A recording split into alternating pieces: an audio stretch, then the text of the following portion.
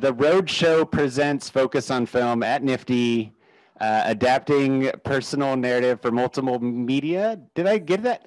Ooh, woo, that was a mouthful. This is co-presented by our friends and partners at the City of Seattle, specifically the Office of Arts and Culture and Office of Economic Development. They are our producing partners on Film Career Day. And they have a whole series of different career-connected learning activities and mixers and events and sessions like the one that they're helping co-present today with the filmmakers of Potato Dreams of America. And we're really excited to bring them up in just a moment here. I just want to say that there is a mixer with some local industry folks from the Seattle area. And we'd love to see you at that immediately following this talk. It will be right next door on the rooftop of the Mediterranean Inn, and there will be lunch served. So everybody here is invited to come over to that. Yeah, I think that covers everything. So without further ado, I'd love to welcome up our moderator and host for this talk, Anna Feder. So, hi, I'm Anna Feder. I'm the head of film exhibition and festival programs at Emerson College and a curator. I run a film series out there, and I'm moderating this conversation, and I will introduce our speakers and can come up at any point while I'm introducing you.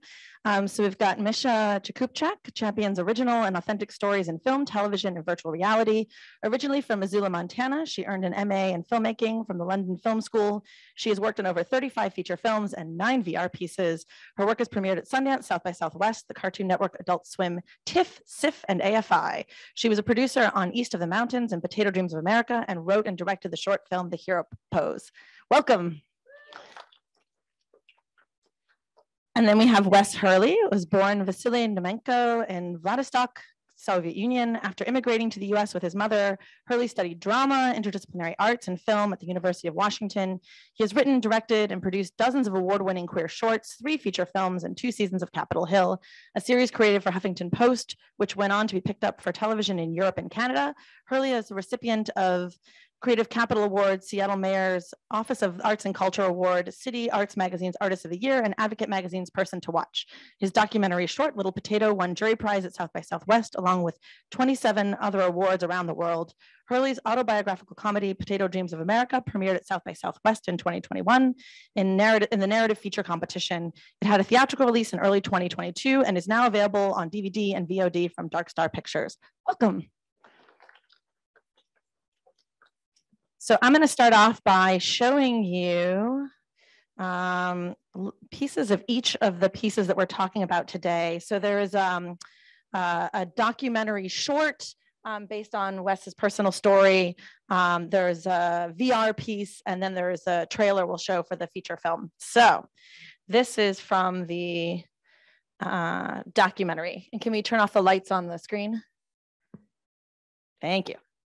American movies are what changed it all.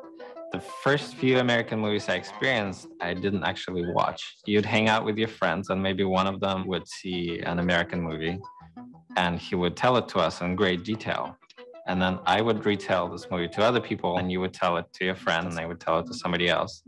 And one day we had this great chatter in our neighborhood. People were saying, at 9 p.m., turn your TV to channel 3. And this didn't seem possible because for as long as I remember, we only had 2 channels. Of course, I came home and I waited and waited and waited. Finally, this movie came up and it was Ghost. And it was the most beautiful, magical movie I've seen. We loved Whoopi Goldberg so much. In the days and weeks after, the secret Renegade channel number 3 would show other movies like Labyrinth and Legend, movies with Sylvester Stallone and Arnold Schwarzenegger. All of American movies in Russia were dubbed by this one guy who sounded like this, supposedly because he was trying to disguise his voice. There were a couple of movies that really spoke to us. Curly Sue, about a homeless man and his daughter. Addams Family, The Second Addams Family, and Beetlejuice. Home Alone, Pretty Woman. Gremlins. Frankie and Johnny with Michelle Pfeiffer and Al Pacino. Michelle Pfeiffer's little apartment was so cozy, and I thought, if Potato and I could live in such a little place, I would be so happy and did not need anything else, certainly not Al Pacino. The more movies we watched, the clearer it became that America was the place to be. The new Russia was not much better than the old USSR. The same thugs who ran the country before were still running it, even though they called themselves capitalists instead of communists. They were still stealing money from people. They called it privatization, which basically meant that if you were a politician, you could gift public property to your friends and family. We started to have blackouts. Potato had to study every night by candlelight. We were told that region does not have money for heat or electricity or water. The local politicians were building mansions right outside the city limits. My school, my neighborhood were overrun by gangs. I had to carry a butcher's knife to school to feel safer. Things seemed to be getting worse and worse because Wes was growing up and I was so afraid that he will be drafted into the army. Very few things are more horrible than Russian army.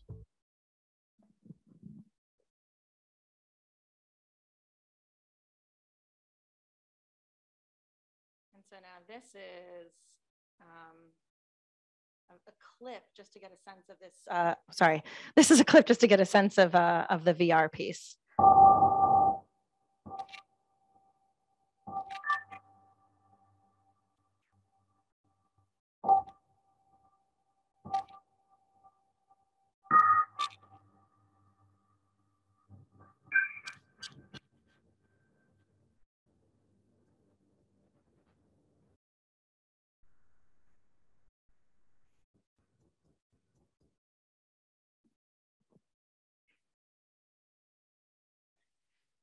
And now the trailer for the feature film, which premiered last year and had its theatrical early this year.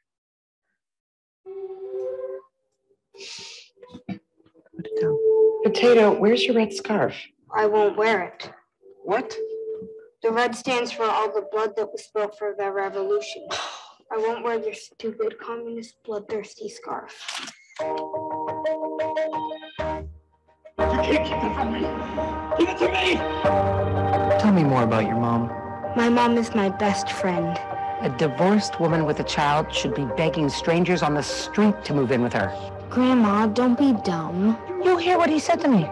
Because you're dumb. What's going on? Just you wait. Do you think you have a future? I can't let myself think about the future. It's like the American movies.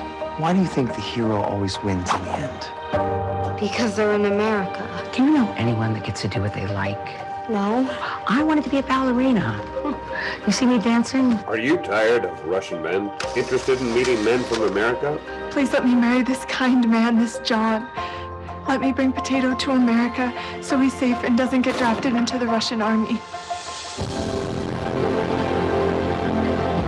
Must be a big culture shock for you going to an American school, huh? People come to this country and they lose their beautiful heritage.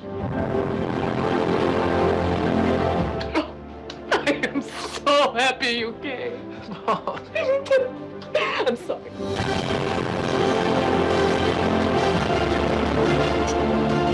What is your accent? Russia, but I do not like talking about it. Our lives are like Russian movies. Nothing good ever happens. Bad guys always win. Then believe in American movies.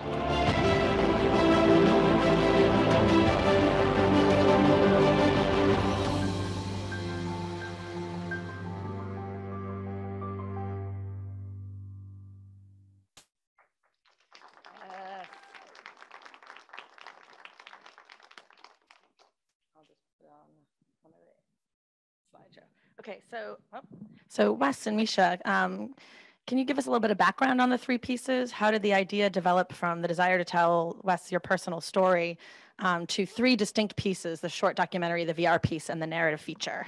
And yeah, turn on the on button. Yeah. Hello. So I wrote the script around for the feature around 2012. And Misha and I have been trying to make the feature for a while. It was very challenging. It's a very epic film and scope with a really big cast, and it's a period film. And we were just really struggling to raise the money. So midway through that process, I got a small grant from For Culture. And we used it to make 2 short pieces, The Little Potato, the short documentary, and Potato Dreams, the VR piece. And our thought was basically to create these pieces to leverage the feature getting made, to get into festivals and have something to show to potential investors. Yeah, do you want to? Here, you get one too. Yeah, and I don't have too much to add. Just to give you guys a timeline of how long. So Wes wrote the original script in 2012. We did the short doc and VR piece. We shot it in 2016, and the short doc premiered in 2017.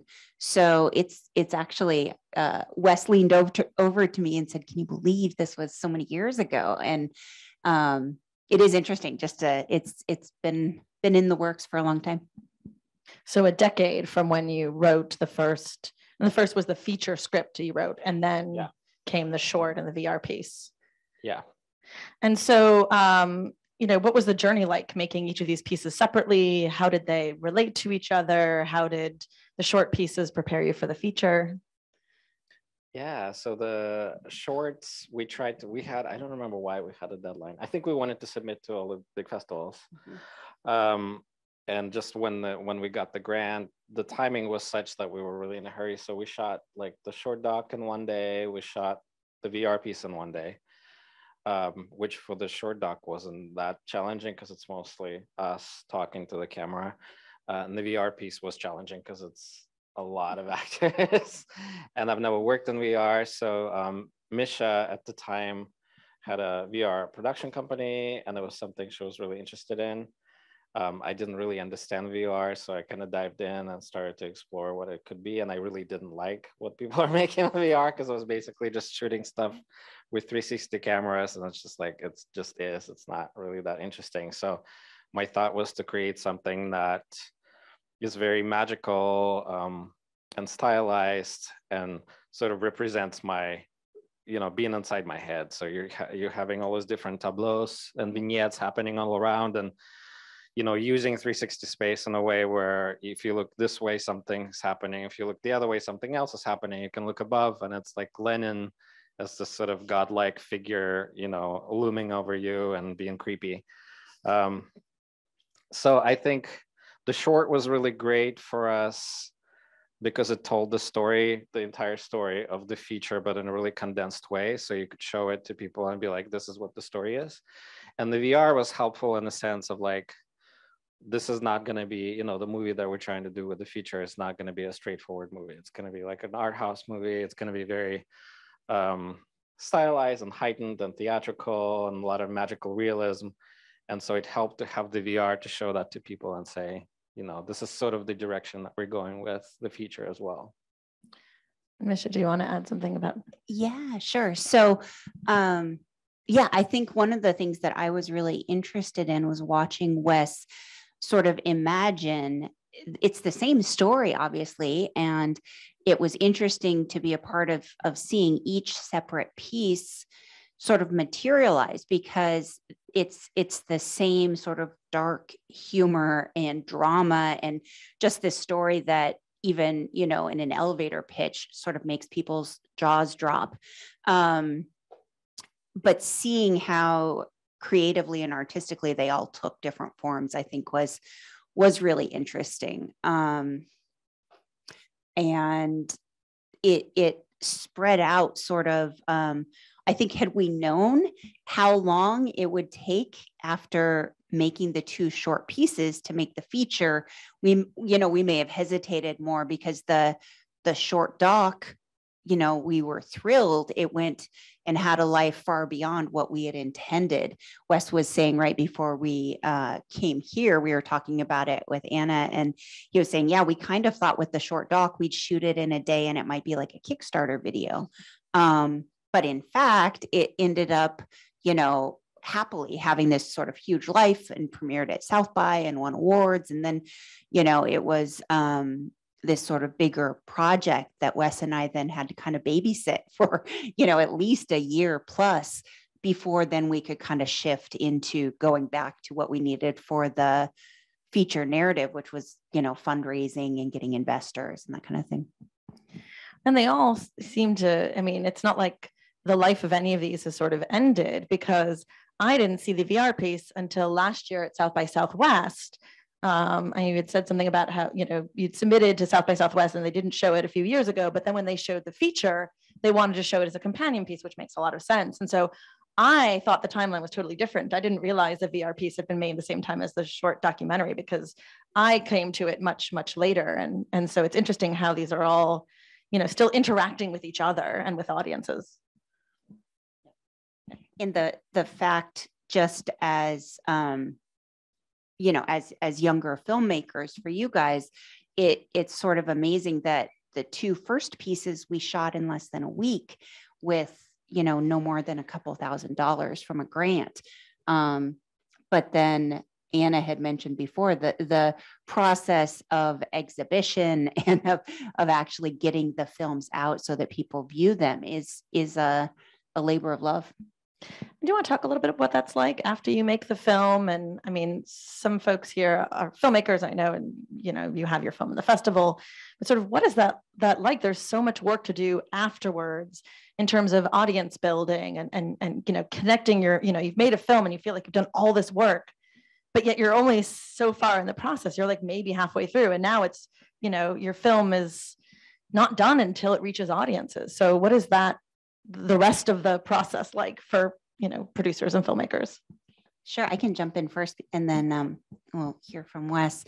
I think one of the nice things with, you know, producing and working with Wes is he has been making films in this community for a long time. And so he already has a lot of fans and a lot of people who, you know, Capitol Hill web series and various different shorts, so that he already had kind of an uprising of people who wanted to see his projects materialize, which obviously helped.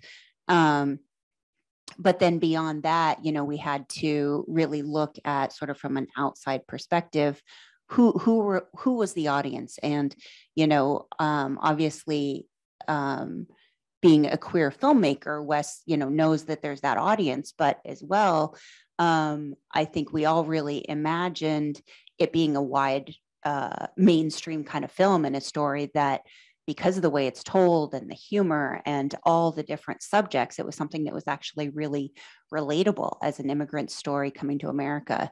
So yeah. Do you want to add, Wes, about? Oh, the afterlife. Yeah, I think it's so much work. It's much more work than actually making the film is what you do with it after, and because there's just so much content out there now, and you're just competing for eyes with, you know, cat and puppy videos, some makeup tutorials, and that's your main competition. It's like it's really, really hard. Yeah, so I would say, you know, preserve some of your energy for that part of the process, because if you burn out by the time you make the film, like most of the work is still ahead of you. And it's, you know, promoting it, and not just on social media, but like reaching out to press, reaching out to everybody. It's, you know, and you have to do it individually because people don't really care about mass emails. Like, so it's building those relationships. Like the media landscape as far as like getting press is changing so rapidly that it's really hard, even if you, like we had a PR agency, a really big one, help us with the feature, but we still didn't get as much press as we would have like 5 years ago, because all of those, you know, professional journalists is kind of dying, unfortunately. And so there's all of those connections that PR agencies have developed over decades are no longer meaningful, and they're replaced by random blogs and podcasts and, you know, other crap. And so It's really hard. And then festivals, again, festivals is always sort of a tricky thing because people ask me a lot, like, well, who do I submit to? And it's like, well, of course you put so much work into something, you want to submit it to the big festivals because even though, the chance of you getting into, Sundance is like getting struck by lightning, but you still want to do it because you worked so hard on it. And why not? But at the same time, the chance of getting into big ones is small. So you want to submit to the smaller ones, but you don't know which ones you get into. So it's like submit to as many as you can, but it's expensive. One of the things that a lot of festivals do, I think, is they have student discount rates. Mm-hmm. And some of them will, even if you email them and beg them, say, hey, like I made this film, I really believe in it, but like I don't have the money. So some of them will actually forego the fee. And I don't know, as a festival promoter, like, yes. don't do that. No, you should. Okay, so yeah, I've been. I used to run the Boston Underground Film Festival, program for Wicked Queer, Northampton Independent, Hole in the Head, San Francisco Indie. So with waivers, which is always a hot topic, I think it's okay to ask for waivers as long as it's a personal email. It is not a form email. You show that you know their program and you know the kinds of films, and it's not like, hey, I spent all my money submitting to Sundance and Tribeca, and I have no money to submit to your festival. That is not going to get you very far with the festival. But if you say, hey, I really, I saw you showed this film that I really love and that film I really love, and I feel like this film would be really great for your festival, but is there a way you can offer a waiver? And then, be prepared to pay. And sometimes they'll give you like, well, it's the late deadline, but you can pay for the early deadline fee, or some kind of, meet you in the middle. So, I mean, everything that you do every time you connect a festival is a relationship. So you don't want your first, email to them to be some form where you don't, you've just blanketed 500 festivals and you don't show, so you're starting a conversation with them, and be gracious. If they say no, say then, I can, I'll still submit, or I'll submit my next film or whatever. So, you started on a good foot with them. Yeah. But so you both talked about things that I always want to make sure to talk about with young filmmakers. One, make sure you were talking about sort of Wes's collaborations here, and so I'm always really eager to talk about set culture. And I know it doesn't directly relate to topic, but this, you have a whole bunch of people that you work with routinely and have built great relationships with and collaborate with. And that's how you get films like Potato Dreams of America made on a smaller budget, because you've built these relationships. So you have stuff to talk about the set culture and your collaborators. I mean, for me, like the collaborations, it's really been incremental steps over like past 10 years. I started, like I made my first feature. I didn't have any crew. I literally did everything, and I would hold my camera and lights across the city because I didn't have a car. And my second feature, then I showed my first feature at festivals, smaller festivals, but it was kind of I've proven that I can finish a film. And so then people start to want to work with you. So my next feature, I had like a few people helping. I had an amazing costume designer, and I still didn't have a DP. I still didn't have a sound person. I did all of that myself. So like every project, there was more and more. And so by the time Potato came, I already had this family of collaborators. And then Misha brought some of the people that she's worked with over the years. But, for me, I guess it's not a satisfying maybe answer to hear, but like it takes time to grow those relationships. So sometimes people are like, oh, can you recommend this person? It's like, well, yeah, if you can pay them a lot, you know what I mean? Because it's like, these are my friends and my family, and like we work together because we worked together for many years. It's not like you just come and get this professional people to work with. Like it takes time to like establish yourself and grow relationships, and don't be afraid to do everything yourself the first time, or just with your friend and your mom and your sister and your neighbor. Yeah. I know the goal is probably to then pay people when, your budgets are bigger and you get more money to make films. So it's like you're all sort of growing together. You're all at the same place in your careers. And then, everybody Potato was the first, like Potato feature was the first time that we were able to like pay everybody who did. And that was really satisfying for me, even though it was still like smaller rates than what they would get paid by industry standards. But it meant so much for me to like pay people that worked with me for so long. Mm-hmm. Yeah, absolutely. I agree with everything that's been said. and talking about communities and building those relationships, one of the things that I think both Wes and I had going for us is that we'd worked on a lot of other people's projects. So if you go to see any number of these artists or performers, you look through the people who are on the credits of Potato Dreams of America, you go out to the audiences, you look down the aisle, and there's Wes supporting his friends who are artists, you know, and it's reciprocal. And, you know, a lot of us who were on the set had been on other people's sets, and it's not a one-way, you know, sort of relationship. And I think that that also builds goodwill. And this film was financed by goodwill as much as it was investors. And I think you could feel that when you came on the set. There are film sets, many film sets that I've been on, where when people arrive every morning, you know that they're arriving to clock in and to get a paycheck. And there was never a moment, though we were very proud that we were able to give people paychecks. When they came on set, that was not the motivation. They were there for Wes, they were there for the story, and they were there because they believed in the vision of the project. And it seems like it was very collaborative too. So they felt like they had, you know, their own ownership over whatever it is that they were doing on the set, which makes a big difference. And the other thing that I was thinking about was a conversation we were having at brunch before this about, and I think, you know, given the co-presenter of this, I'll be happy to talk about being a filmmaker in Seattle, that you don't have to go to LA or New York, you know, to make a movie, that you can stay, you know, rooted in a place, and that in some ways that can be really great. And that, you know, these networks you might not have been able to build in LA. So I'd love to hear from both of you about, you know, staying in Seattle and making films here. Okay, I'll talk. So in Potato, it is, for those of you who haven't seen it, it's generally divided in two sections. Half of it takes place set in Russia, and that was shot at an old empty Staples building down in Burien.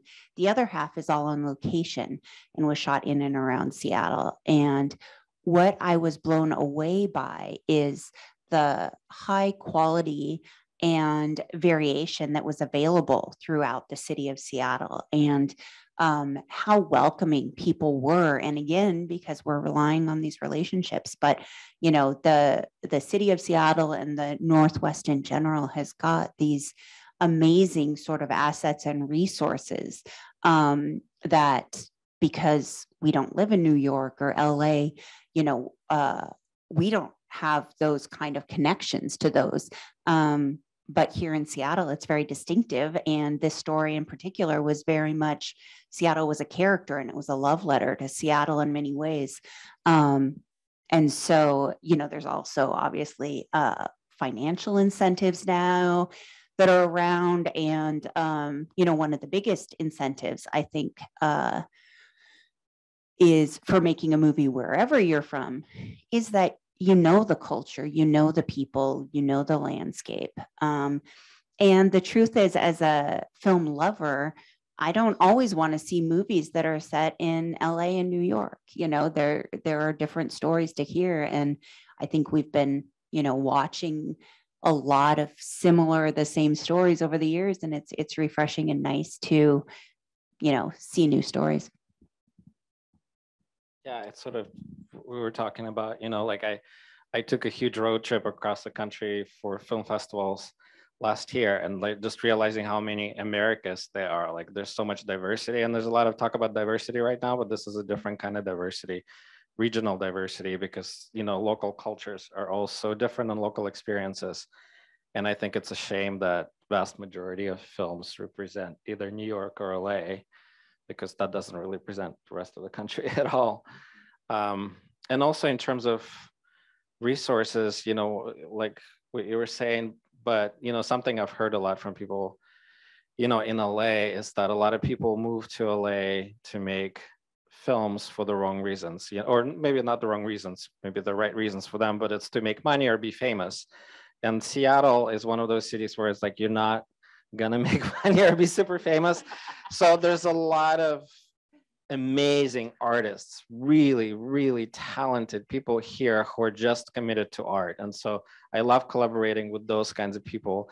and they're really excited to collaborate on films because it's not the big industry here. And again, it's like you hear from I have a lot of friends in LA, and they're like, you know, the stuff that you're able to accomplish here, you know, like all of these amazing locations that are so welcoming in Seattle versus in LA, you go to some laundromat and they're like, we want $5,000 because they, you know, they have like, they don't care about movies. Like they have so many movies being shot there, they don't care.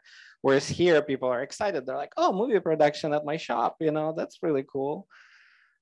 So I think, yeah, there's so many differences and so many reasons to stay local if you can, if you're interested. Yeah, absolutely. Just one more thing. Yeah. The other thing that was interesting with this production is that because of Wes's ties and because of the style, especially in Russia, our crew was very mixed between people who came from the theater and people who came from film.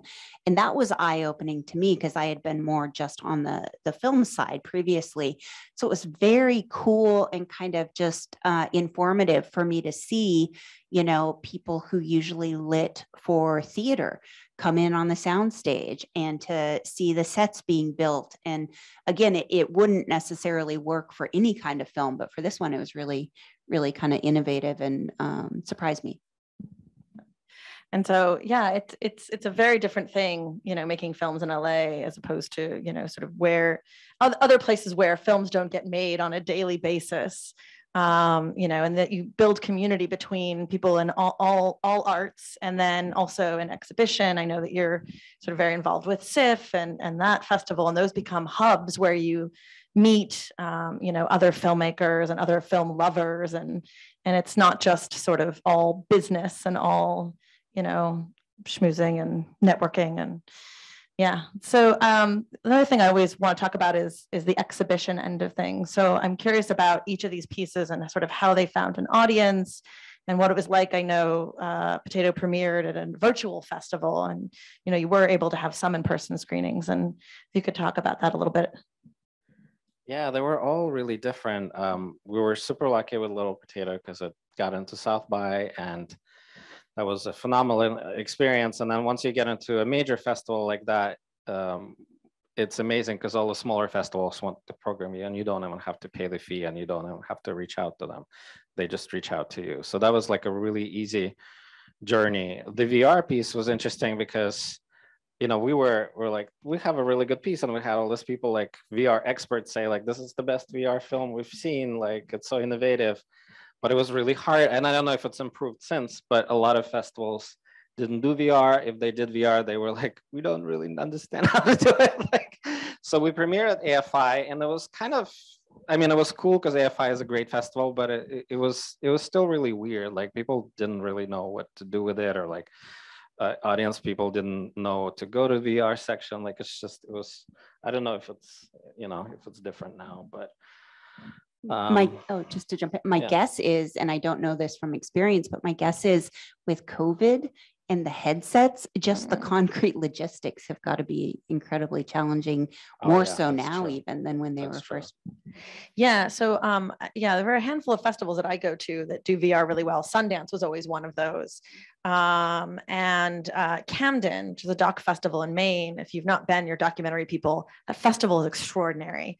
And they had this whole, like, they called it story forms, and it was a space where they would do multi-channel and VR and immersive, other kinds of immersive video, but they didn't do it at all this last year. They were in person, and I'm guessing it was probably COVID and logistics, but the festivals are learning how to present VR better year, you know, after year, as there are more films to show, you know, then the exhibition sort of follows and people figure it out. But yeah, logistically, I'm going to start doing it as part of, I run a free public film series in Boston, and I have alums making pieces and faculty making pieces and students. Now there's a VR class. And so now we have headsets. So now, you know, the exhibition will follow. And so I think that, I mean, from what I'm seeing as you know, somebody traveling to festivals, they're doing better all the time about having spaces to show them. But I saw your piece at South by at home, you know, in their sort of, I don't even remember how that worked. Like, there was, it was some hurdles of like figuring out where to go to download the piece, to then watch it on the Oculus. And where is it available now? So it's available on Vimeo, and I think you can hook it up to like your own Oculus or whatever headset you have and watch it that way. Yeah. Yeah. And I just rewatched. It's free. I mean, it's just public. Yeah. And I just rewatched, if you don't have a headset, on the Potato Dreams of America site, there's both the short linked there and the VR piece. And in the VR piece, you can get a sense of the space because you can sort of move around within the viewing window and look up and look to the side, and just kind of neat. Yeah, it's interesting. And then the feature we premiered last year at South by, and that was all virtual. So we're just talking about the first like 6 months of the festival run was really depressing because virtual festivals, it's just doesn't feel like a real thing. And then things started to open up, and that was really amazing and kind of what we were excited about. You kind of look forward to that moment when you're gonna watch it with an audience the whole time you're making it. Did you want to add something, Misha, about getting to see it locally for the first time? Yeah. So because of COVID, I actually didn't get to see it in a theater. We had a drive-in for just cast and crew down in Burien, but just technically it wasn't the same as seeing it in an enclosed space. I got to see it up in Bellingham a couple of months ago, and it is very emotional. It just as anyone who's part of the creative process of filmmaking, it's so much about trying to share this story and have it land and have it be heard and laughed at and, whatever. And so it was really, really powerful. I was really grateful to be able to see that and experience that. The other thing that I was thinking with exhibition is with the short doc. The other thing that we did, which might be a strategy for you guys to consider, filmmakers, is we were able to find a company, and there's other organizations as well, that actually take on the load of submitting and managing all the media to get it to festivals. We were lucky enough to work with Cargo, which is a documentary company that does distribution for docs, and they don't usually do shorts, but they did for us. And I do not know how Wes and I would have lived through that year and a half if we were having to do the day in and day out of following up with emails and getting the, all the different files and stuff to them. So that's something to consider once you finish your film. There's a couple of other, I think there's some like nonprofit kind of distribution independent companies out there that you might look into if they like your film. Sales agents. Yeah. Sales agents. Yeah. Yeah, exactly. Cargo is, yeah. Oh, that's right. It's a sales agency, so not a distribution. That's correct. For you or try to sell it for you and put it on different platforms. That's right. Yep. Yeah, and Mari Walker and I were talking yesterday about she worked with Film Collaborative with the feature, and that's another one of those companies that will go and they're not sort of submitting blindly to festivals. They have relationships with festivals. They're introducing them to their slate. They're getting a license fee to show that film rather than you paying to submit. And then they're dealing with all that, getting them the deliverables, everything what the festival needs. And then they take a cut, I think 50%. But, getting any money for festival screenings as opposed to shelling out tons of money on license fees. And then from the festival end, those things are really attractive because one, they have everything packaged for you, everything that you need. And they're also working like, a whole screening team would, where they're not doing this for every film. They're deciding, okay, here are the films that we are endorsing. And so as a curator, you're like, oh, this is great. I can watch 5 of their films, and find, 3 films that are right for the festival as opposed to hundreds of submissions. So. Film Collaborative is the one I was thinking of. Yeah, Film Collaborative. Absolutely. Yeah. Does Film Collaborative do anything, or is it only LGBTQ? No, they do. They do. Yeah. I mean, they're definitely known for queer films. But yes, they do other films as well. And both doc and narrative. Mm-hmm. Yeah. Definitely, yeah.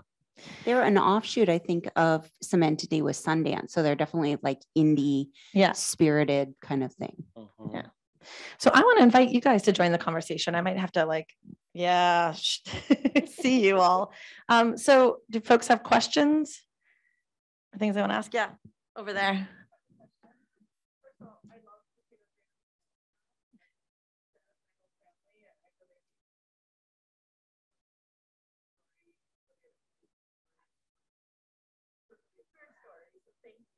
Thank you so much.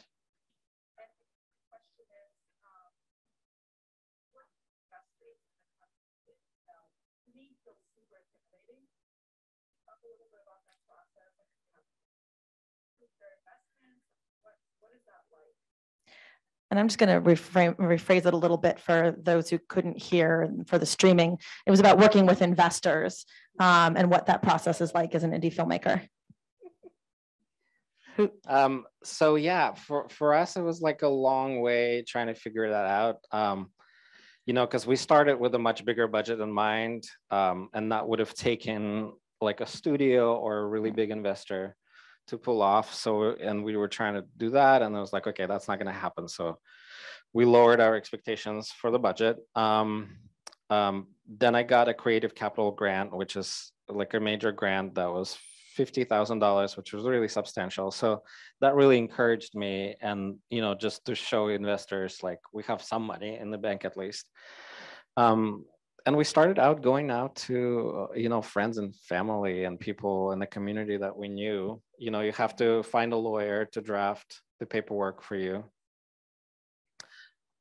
You should think in terms of your budget also about unions, because there's like, I mean, Misha, you would be able to say, but it's like there's different, you know, sizes of budget. It has to do with the unions, where if it's too big, then you have to pay more, then you're gonna, basically your budget is not gonna work. So you have to like really budget the whole thing out and like know exactly what the budget is before you go out to investors, because you know, if you have paperwork, once investors come on board, you can't increase your budget really, right? Because you're already signed with SAG and all of those unions to do a certain level. But yeah, so we went out to friends and family, and then the way we did it is we shot the first half of the film without really money in the bank to shoot the second half of the film. And we were like, we're just gonna believe that it's gonna happen.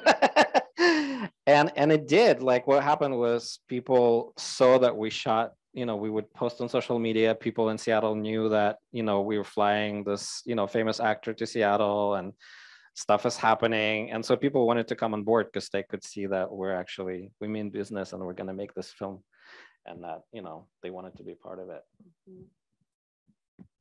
Yeah. That helps.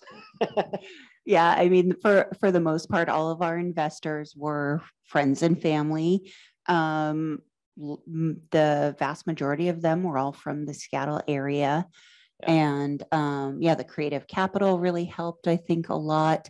The more that, you know, Wes already, like I said, has a following, is sort of well respected, but each of these different levels of awards and sort of bringing stuff up, I think, helped the visibility. And I wouldn't necessarily recommend to anyone that you start shooting without the budget.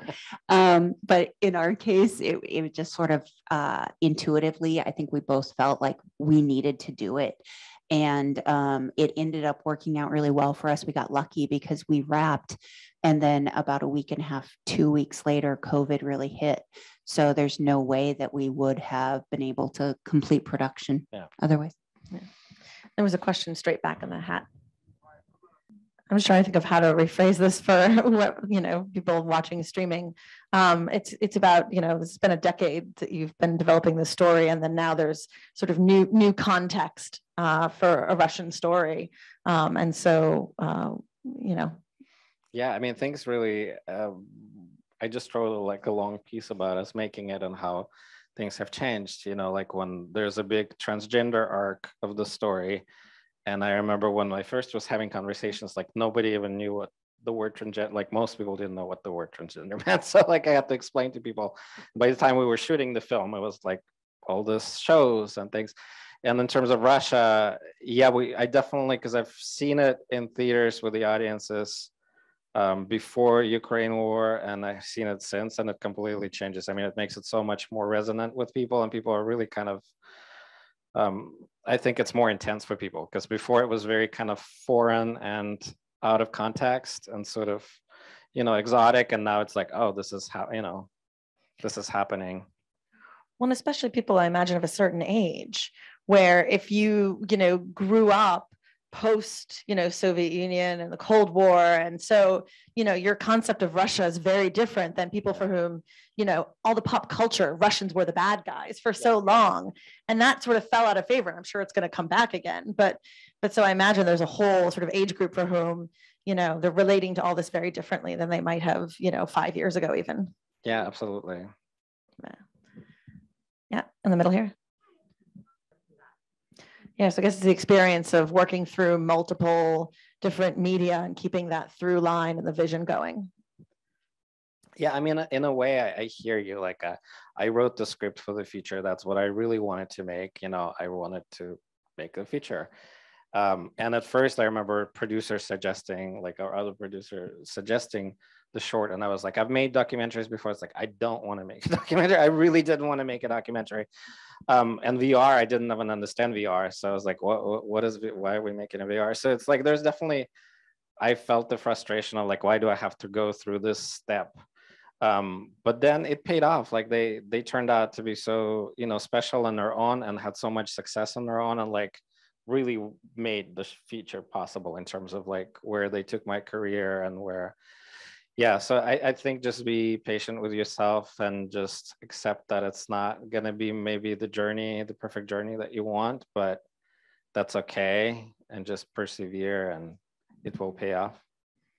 The only thing I'd add quickly to that is you mentioned something about the motivation. And I think that it actually really helped us gain momentum to have these, even though, they were wins, they were little wins compared to being able to like greenlit a feature.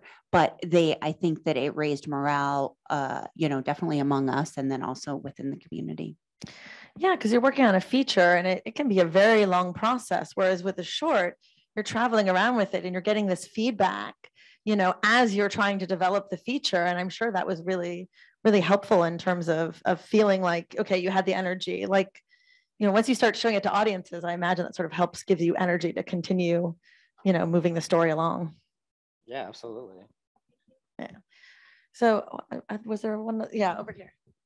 Okay, so it's about scaling it down. Sorry, I want to make sure that everybody gets this. Scaling down because you had a bigger vision or bigger budget vision. And so sort of what were the positives and negatives that came out of scaling it down? I was really lucky in the sense that when I wrote the film, I didn't have any producer. I didn't know Misha yet. I didn't know the other producers yet. And so when I wrote it, I actually thought I would have no money to make it. So then I had producers come in, other producers who were like, this is $1 million movie. This is a like I talked to studios who were like, this is an $8 million movie. So then it was just like, oh, well, I could definitely spend $8 million if you give it to me.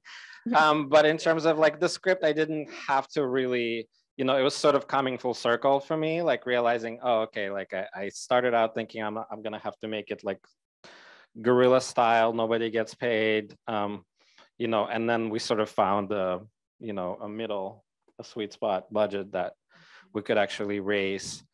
But in general, I find the challenge of like low budget filmmaking so fun. And, don't get me wrong, like I would love to have more money or whatever, more resources. But I think the creative challenges, especially of telling like really epic stories, like what I was trying to do with this, it's just so fun. It's like more theatrical, more creative, more artistic, more fun. When you have less money, like it's just like, just the collaborator conversations that you have with your production designer and sort of how do you imagine the story in a visual way that's really compelling, but actually doesn't cost that much money. Like it's a fun puzzle. Yeah, totally. And Wes had kind of touched upon it earlier. The only thing that comes to my mind is like with higher budgets come unions, and unions are not a bad thing at all, but it depends on what size film you're trying to make and what you can accomplish with the resources you have. And so like for our locations, I can't remember how many we had around Seattle. It was like 17 or more, but we could come in and out with a crew of 12 to 20 that, other films that I've produced have, 100 crew members. Well, there's no way that you can, once you get the trucks parked and the Teamsters and you feed everybody, it's really a matter of where the money is going to end up. And for all the stressors and the challenges of making it, we were a ultra low budget SAG production. So we were a union production with actors. The challenges of making it that level, one of the benefits is we had a very small footprint, and Wes, I think, had probably more control, and his collaborators had more control creatively than a larger film, possibly. And thank you for adding that unions are not a bad thing. But yeah, but I mean, like you said, when you're trying to make a film, in a smaller timeline and with a lower budget, it's nice to be able to, engage with unions in a different way. And then, when you have more money, you can engage in a different way. Absolutely. Yeah, in the front row. So there's a question about collaboration. How do you protect yourself and your art and your ideas from people that might be preying on you? It's tricky. I think everybody has different experiences. For me, experience with the LA industry has been not necessarily that like, oh, I'm gonna, so they need me to sell out or like compromise my integrity in some way. My experience has been that everybody in that industry gives you promises that they're not gonna keep. So you have to have really thick skin, and you have to find this sort of really weird balance mentally where you still have faith that somebody is going to help you, and at the same time be extremely skeptical of anybody who says like, because everybody, I mean, I don't know how many people and like famous producers who like promised like Nicole Kidman's going to play your mom. Like they just tell you that, like they make all these promises. This is going to cost 10 grand. I'm going to raise it next week. And then they disappear. And it's like it happened so much that, I mean, I literally was questioning my sanity, and it's so helpful to have like a partner like Misha. So we were like, we're both on the phone. Like they didn't make that up, but like now they're like, where did that go? Like, where did that come from? So that was a major challenge for me in terms of, dealing with people who are not ethical. Is like, I don't know why it's a standard procedure in this industry to like promise you, like, because I much rather appreciate people who are like, I can't help you, I like you, but I can't help you, like just be honest with me. But everybody will promise you something, so just don't believe them until you see the check. That's Exactly. Yeah. Other questions? Sorry if I can't see you, I'm a little blind. Yeah. Oh, Leah Delaria, right? I'm assuming we're talking about the feature. Yeah. So the question was, how did we meet Leah Delaria, the actress who played my grandma? I wrote the role sort of hoping that she would do it. I've known of her work for a while. And then by the time we raised half of our budget, we basically hired, I cast primarily Seattle actors in the film, but we knew that to sell the film and to have any kind of traction with festivals, you need to have stars. And so we hired an agent in New York. And the way that works is like, you tell them how much money you have. You tell them like how many roles you can afford to cast, like name actors, whatever that means, like more famous actors. So in our case, it was like, we can cast 3 famous actors. And then we give them the list of like, these are my dream choices. And the casting agent may say like, forget it, like that this person is horrible. This person is not gonna even reply to you. You're gonna wait a year.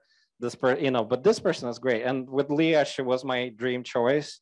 And she was like, yeah, I know Leah, she's great. We're gonna go out to her. And she said yes, right away. She was the first person to commit to the film. So, but yeah, that's how it works. And really anybody can do it. It's like, you just need a certain amount of money to raise, and then casting agents in LA or New York to go out to more prominent actors. It is very intimidating. So, and it's, say the process. So you're asking about the process of the distribution, because the feature is now on VOD, and it's an intimidating process for filmmakers. It's intimidating also because, you can speak to that too. It's like the industry is changing so rapidly that there's like all these rules, and you go out to sort of the gatekeepers who know the rules, and they're like, we don't know what the rules are anymore because it changed last month, and we don't know what they're going to be next month. But normally the process, like for us, what it was, it's like hopefully you get into a major festival, which we did. Then you go out to your friends and be like, who are the major sales agents? Then you go out to those sales agents. and they pick you. They basically, because they're so busy, you know, like the 5-6 major sales agencies, they will decide, you know, most of them are not gonna be interested, and a couple were interested. And then we went through like an arduous process. Like I called every reference, like I called so many filmmakers and like, did you like working with them? You know, how was it? And so then we ended up picking our sales agent, and then the sales agent's job is to get the distribution at every level. So they, you know, you know, in a miracle scenario, which didn't happen to us, but once in a while happens at Sundance and stuff, where like one Netflix or HBO just buys all the rights outright. That rarely happens. What usually happens is there's a patchwork of sort of licenses and things, and so they sell those. So like HBO bought us in Europe, but not in the States. But in the States, we have a distributor, Dark Star, that put us out in theaters, and it's on VOD and DVD right now. But like in, you know, in Asia, we haven't sold any rights yet, or like in Latin America. So yeah, and if you don't get into major festival, you can still go out to the same, you know, the same different, or to a larger pool of sales agents, and have conversations with them. I think, you know, depending on what you need to sort of know what your audience is, in terms, you know, like docs, I feel like have their own audience, right? And then if it's LGBTQ or POC or anything like that, you know, separate sort of markets or interest groups. So yeah, but the sales agent is sort of in between. I don't know how often people get distribution directly from, you know, just like without the intermediary of sales agent. I don't think that happens very often, actually. Yeah, I don't know about that end of things. I mean, I'm working with distributors on my end, but I don't know how the sales agent piece of it always works. You know, you also often hear about things getting distribution at these big festivals like Sundance, and but they almost always have a sales agent. You yeah. just, you know, you don't, sales agent is not in the news, but yeah, there was a. Yeah, for the feature, it seems like you always need a sales agent and a PR person. You know, trying to do that yourself is near impossible, I imagine. Yeah, talk about working with a PR firm or PR for the film. So PR, one of the things that I learned about PR that was kind of shocking and I mean, intimidating too, is because, you know, there's all this money that you have to spend. Well, PR, I always thought before that PR is like, well, you hire PR and they represent the whole project and they just like go on this journey with you. That is not how that works. The PR works for individual things, for individual events. And so for us, you know, when we finished the film and we're like, well, we want PR. And we were told, okay, wait to find out what the festival is that's going to premiere you. Then go out to them. Then you hire them just for that festival. So we paid PR just to cover South by Southwest. Then when we got distribution, the distributor hired their own PR for the theatrical release. So, you know, and then if we have another event, you know, we would hire another PR to do that thing. So they only commit to like a small portion of it, which is kind of disappointing because you would hope you develop this relationship and they know you and like they know what the movie is, but then you end up having sort of all these different people to work with. Yeah. Are there any other questions before we yeah, over there. This question is about music for the film. And I guess, you know, how you sourced it and work with music, I guess, and a composer. Yeah, I mean, I just encourage filmmakers to like get outside of the filmmaking community and really engage with all of the creative community in whatever city you live in. So the musicians, the visual artists, the, you know, the modern performance artists, everybody. And, you know, music is part of it. And so the two composers that made the soundtrack, Catherine Joy and Joshua Cole, I've worked with them before. So they're sort of part of my creative family that I've met. And initially I met Catherine because she just emailed me when I was making Capitol Hill. And she's like, I want to work with you. Like, I like your work. And so, and she sent me her samples and she was incredible. And so we kind of started out together. You know, now she's like the president of Women Composers in LA. Like she runs the whole organization. Joshua is from performance arts background. So he hasn't, I don't think he's done films before. He does sort of avant-garde theater type stuff, but I really loved his music. I asked him to do the VR piece. That's the first time that we collaborated. And and it was sort of a good way to collaborate with somebody who's on a short, right? Because it's not a huge commitment, and you get this a sense of like, how do you work together? Is it working out? And he was just amazing.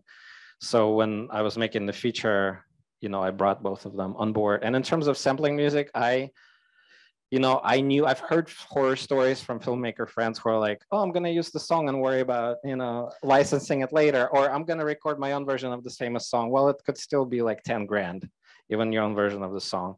So I really discourage, doing that. And I encourage you to like find local bands that you love, your friends, and work with them.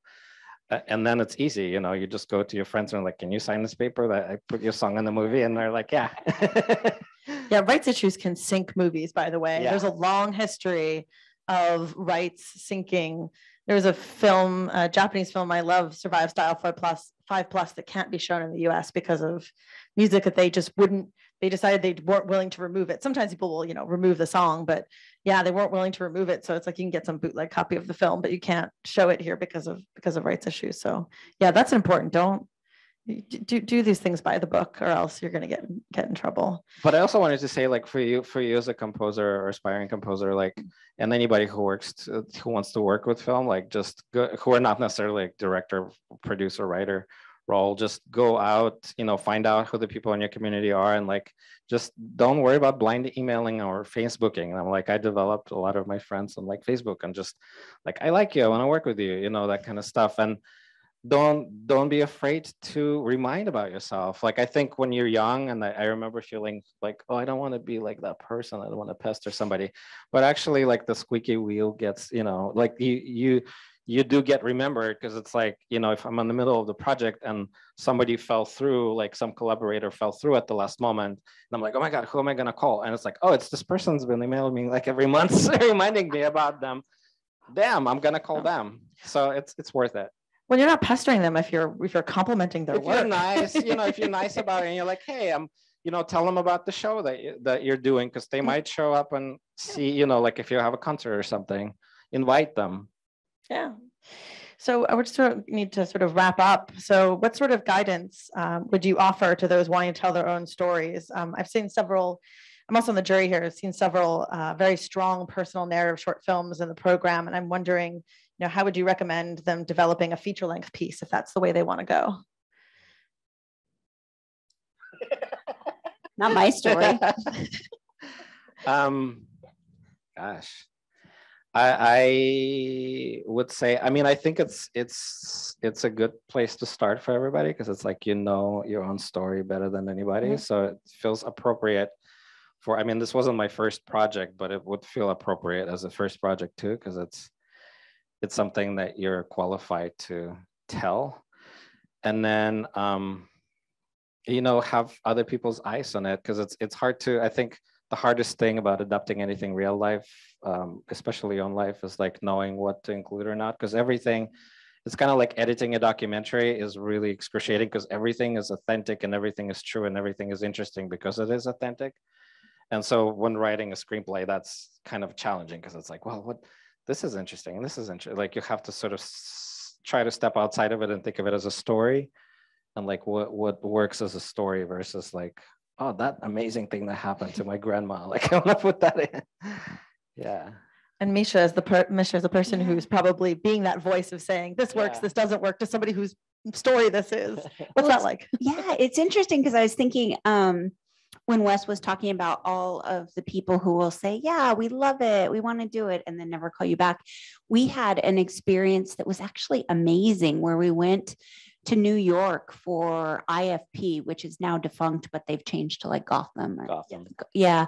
But what they did is they had 4 days where it was packed. I think our days were divided into half-hour slots. And I feel like we saw almost 50 different production companies.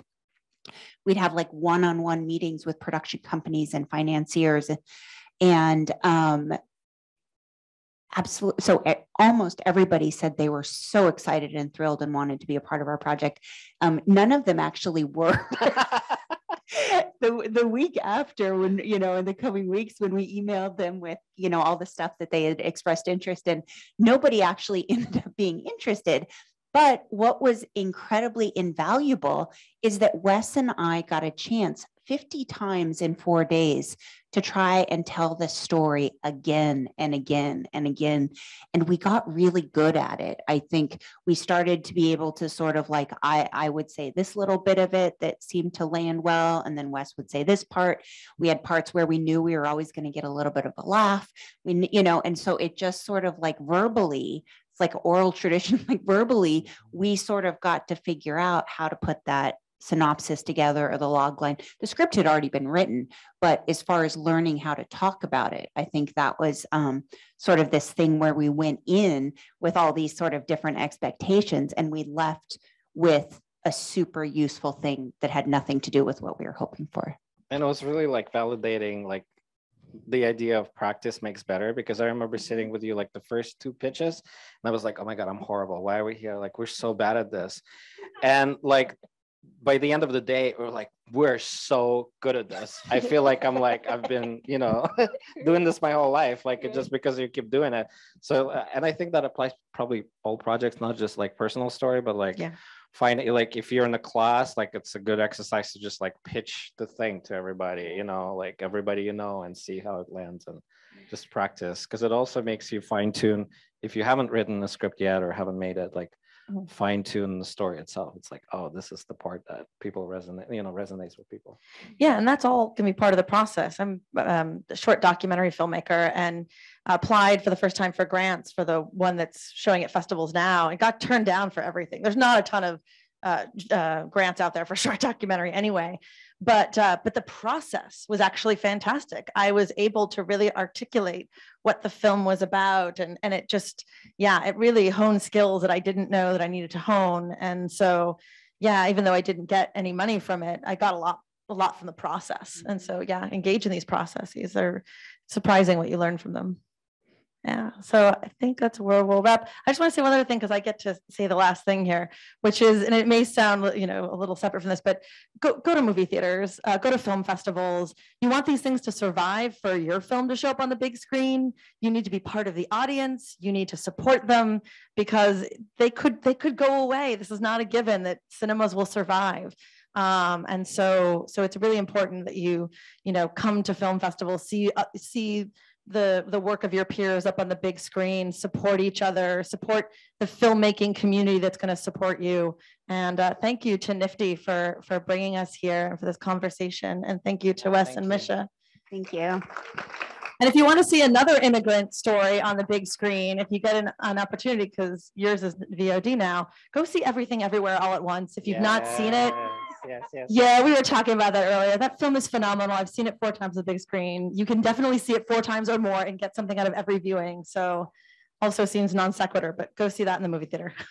The best. You have to see it. Yeah, excellent. Well, thank you all so much for being here. Thank you for your questions. Thank you for those watching online now or in the future. And and thanks to the City of Seattle for co-sponsoring this. Yes. And thanks to everybody for coming out. Yeah. Enjoy the rest of the festival.